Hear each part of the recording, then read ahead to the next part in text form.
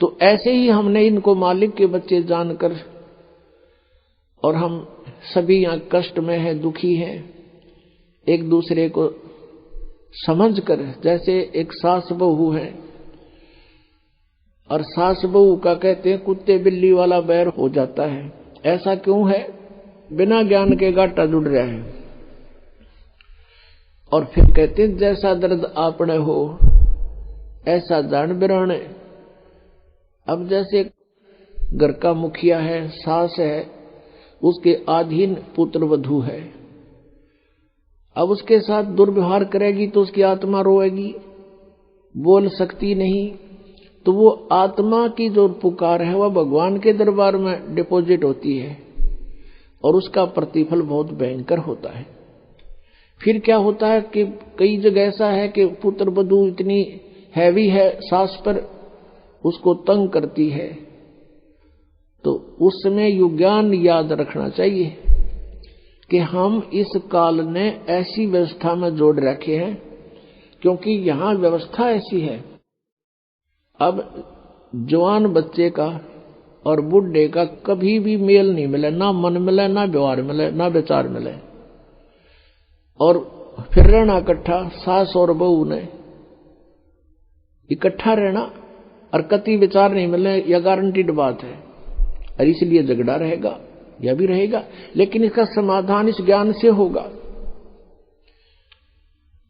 देखो, कोई भी घर में हानि करके प्रसन्न नहीं हुआ करता, कोई भी नुकसान करके राजी नहीं, लेकिन हो जाता है।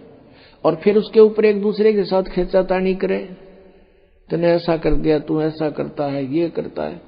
को बालक है उसने प्यार से समझा दे, लेकिन नुकसान जो होना है आपके भाग्य में पूर्व निर्धारित है, वो होके ही रहेगा। और वो नुकसान तो हो लिया और फिर वो झगड़ा बाकी रह गया, बेमतलब की टेंशन। जब आप परमात्मा की शरण में आ जाओगे ये हानि भी नहीं होगी आपके, सत्कर मान लेना। और इस ज्ञान से जब यो मन बकवाद करेगा, इस ज्ञान रूपी लगाम से यो रुकेगा।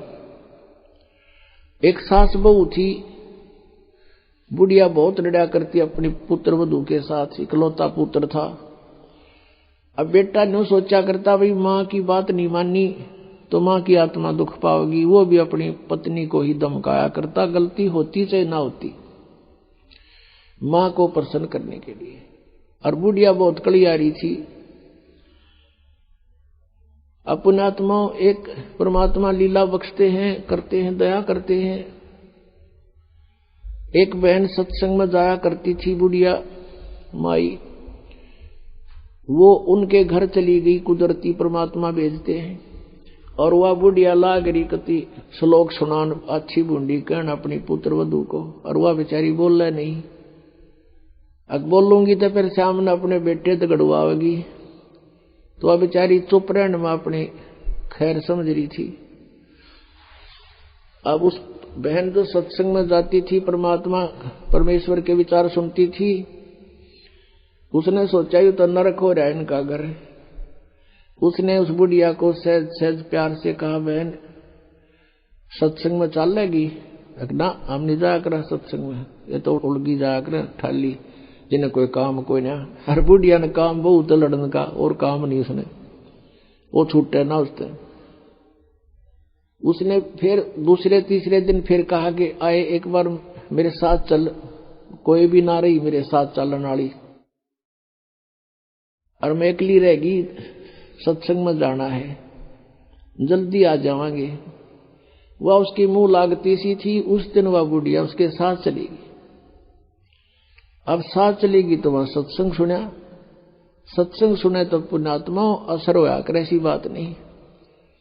जब तक हम कुएं के मेंढक बने रहेंगे, हम उसी क्रियाओं से लिप्त रहते हैं, वैसे ही विचार हमारे बने रहते हैं, और ज्यादा ही दुख और बुराइयां हमारे अंदर प्रवेश होती रहती है। बुढ़िया ने सुने विचार, उसकी तो एकदम जो है ना, एकदम परिवर्तन आ गया उसके अंदर। सचमुच हमने आपस में नहीं किसी को दुखी करना चाहिए। उसके बाद अपनी पुत्र वधू को वो बिल्कुल शांत रहे, बोल रहे नहीं फालतू, सत्संग में ये भी सुनाया गया कि जो कुछ हानि होनी है वह तो हो चुकी, और पाछा वो खाम खा महाभारत बनाने की कोई आवश्यकता ही नहीं। वो तो दूना दुख पैदा करने वाला वो वस्तु आवे नहीं वापस। एक दिन क्या हुआ, वो पुत्र वधू गाय भैंस का दूध निकाल के और ऊपर कड़ियों में कड़ा डाला कर दे, हुक लंबा सरिये का हुक ला देते और उसमें बाल्टी टांग देते थे कड़े में, हुक में, कुत्ते बिल्ली से बचाने के लिए। अब उस पुत्रवधू ने वो ऊपर, क्योंकि ऊंचा होता था, गर्दन नीचे रखनी पड़ती थी, यूं कर टांगन लगी, वो की तो उल्टी साइड में लग गया। उसने सोचा टंग गया, हाथ छोड़ दिए, वो बाल्टी नीचे गिर गई, सारा दूध फर्श पे फैल गया। अब पुत्रवधू ने देखा बुढ़िया की तरफ, अकीब होगी ओन अनो बिरना कई दिन का सांग हो गया यो। अब उसकी तरफ देख रही है बेचारी भयभीत दृष्टि से। बुढ़िया कहती, बेटी कोई बात नहीं, हमारे भाग में नहीं था यो, और इसको उठा ले ऊपर ऊपर से और भैंस को ही डाल दे बेटा उसके चारे में, ये अपने भाग में नहीं था इसलिए गिर गया, कोई बात नहीं। अब उस पुत्र वधू ने सोचा, आज बुढ़िया कौन सा स्टेशन पकड़ेगी, या तो कदे 16 बात बोलिया नहीं करती।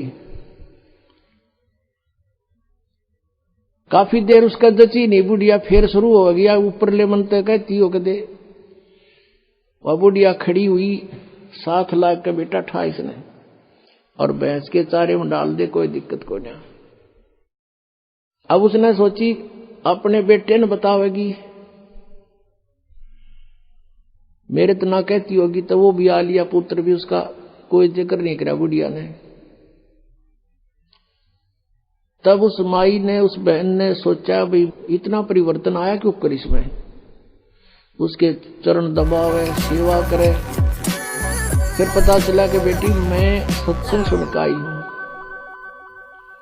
और बेटा मैंने आज तक जो गलतियां की तेरी आत्मा दुखाई बेटा मैं